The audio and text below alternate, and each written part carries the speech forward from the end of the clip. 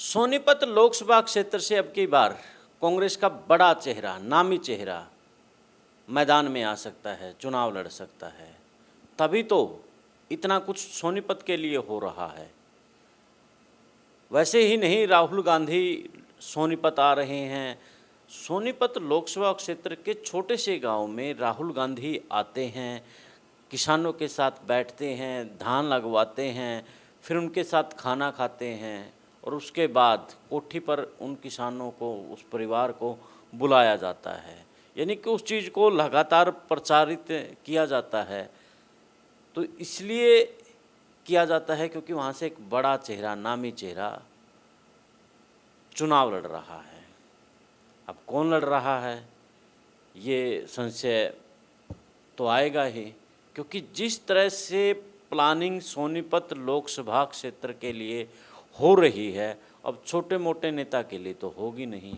अब हरियाणा में मात्र 10 सीटें हैं और 10 सीटों में से जो यानी कि छोटे से क्षेत्र वाले हरियाणा में अगर इस तरह के कार्यक्रम होते हैं तो सीधे तौर पर यही समझा जा सकता है कि कुछ तो पक रहा है। आखिर किस नेता का नाम सोनीपत लोकसभा के लिए चुना गया है ताकि वो जीत सके? बड़ी योजना कांग्रेस की, करते हैं इस पर चर्चा। उससे पहले आप द विश्व प्रेम न्यूज़ और हरियाणा न्यूज़ फ्लैश को शेयर सब्सक्राइब जरूर कर दें और फेसबुक फॉलो कर लें, ताकि देश और प्रदेश की जुड़ी हुई खबरें अपडेट होते रहें, खबरों के पीछे की खबर आपको मिलती रहे।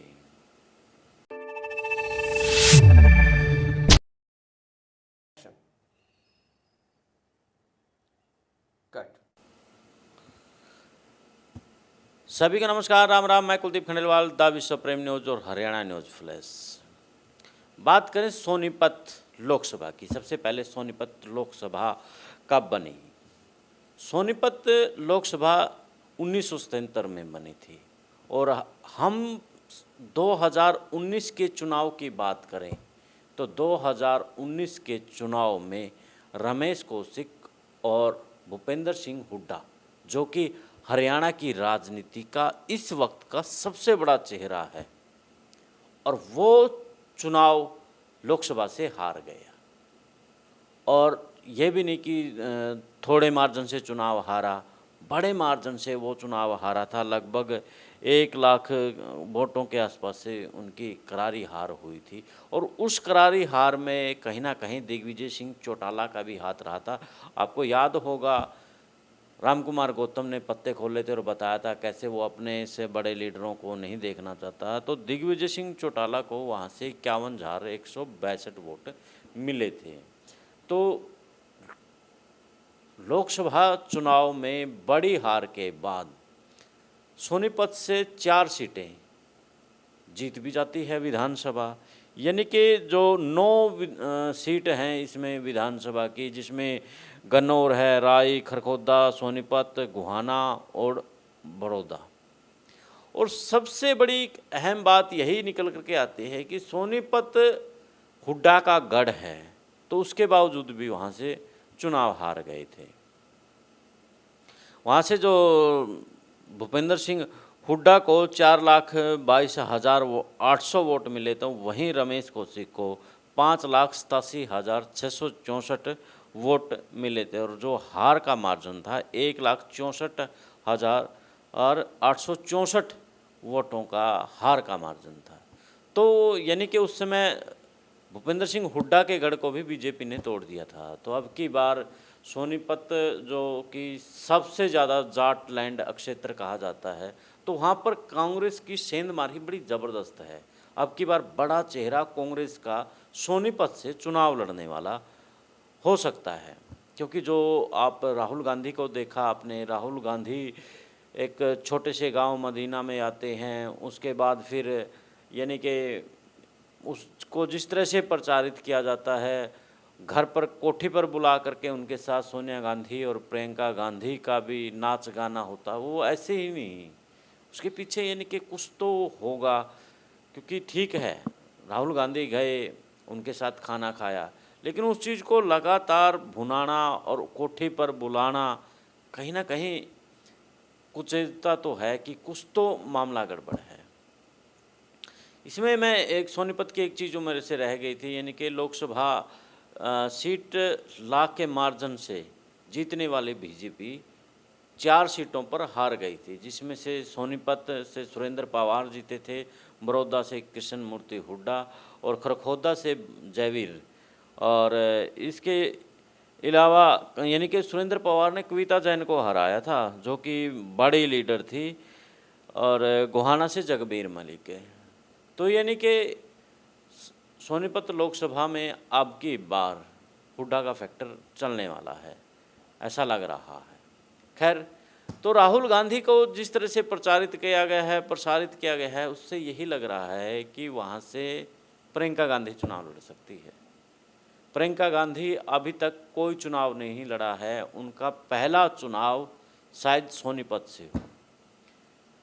चाहे यहाँ राहुल गांधी की भी हो सकती हैं, लेकिन राहुल गांधी के जो अब केस है मानहानि वाले मामले में, उसकी सदस्यता रद्द कर दी गई है, तो आगे वो चुनाव नहीं लड़ सकते हैं।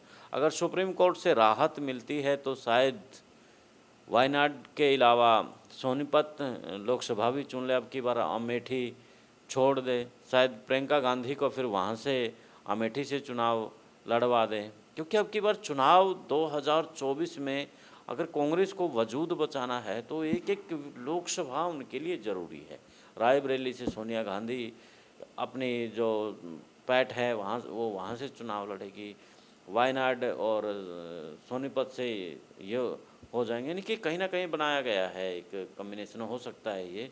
वैसे देखा जाए, अगर राहुल गांधी की सदस्यता पर कोई फैसला नहीं आता है तो कहीं ना कहीं कांग्रेस को नुकसान तो है 2-3 सीटों का, तो उन्हीं नुकसान को भरने के लिए प्रियंका गांधी को चुनावी मैदान में लाया जा सकता है। और अब मैंने आपको सोनीपत लोकसभा क्षेत्र के तो पूरे आंकड़े भी बता दिए हैं, यानी कि किस प्रकार से वहाँ पर पहले लोकसभा की जीत सीट से लाखों में 1 लाख से जीतते हैं, और फिर उसके बाद विधानसभा हार भी जाते हैं, और हुड्डा का गढ़ सोनीपत को माना जाता है। तो ऐसे में अब प्रियंका गांधी चुनाव लड़ सकती है, यानी कि सोनीपत लोकसभा की लॉटरी निकल सकती है। एक बड़ा देश का चेहरा सोनीपत से चुनाव लड़ सकता है।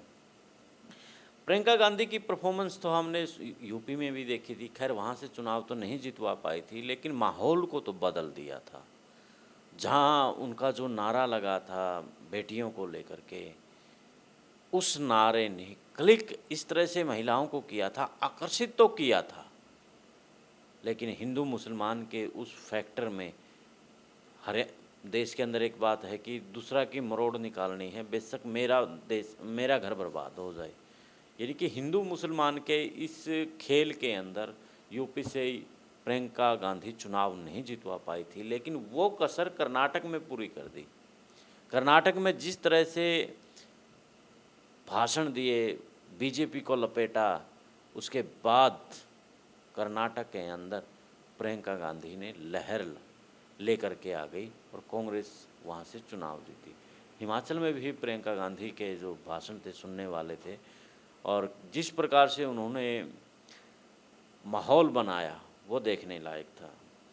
और 2019 के चुनाव में भी प्रियंका गांधी नरेंद्र मोदी के सामने से चुनाव लड़ना चाहती थी और उसको हराना चाहती थी, और पूरी तैयारियां सूत्र बता रहे थे होगी, लेकिन ऐन वक्त पर जो कांग्रेस हाई कमान था उन्होंने मना कर दिया।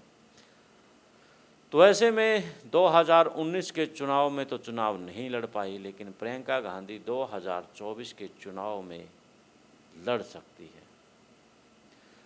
आपकी इस मामले में राय चाहूँगा कि क्या लगता है कि प्रियंका गांधी सोनीपत से चुनाव लड़ेगी तो कितने मार्जिन से जीत सकती है, या फिर कुछ और हो सकता है? आपके कमेंट्स ज़रूर दें, ताकि हमें ये भी तो पता लगे ना कि हमारा विश्लेषण सही साबित हो रहा है, कैसे हम खबर दे रहे हैं। मोटिवेट भी होंगे, कुछ नेगेटिव करते हैं उनसे भी हम मोटिवेट होते हैं। तो दीजिए आपकी राय। प्रियंका गांधी को लेकर के सोनीपत लोकसभा सीट से प्रियंका गांधी अगर चुनाव लड़ती है तो क्या कुछ रहेगा। देश और प्रदेश की खबरों के लिए द विश्व प्रेम न्यूज़ और हरियाणा न्यूज़ फ्लैश को शेयर सब्सक्राइब जरूर कर दें। अब मुझे दें इजाज़त। जिंदाबाद।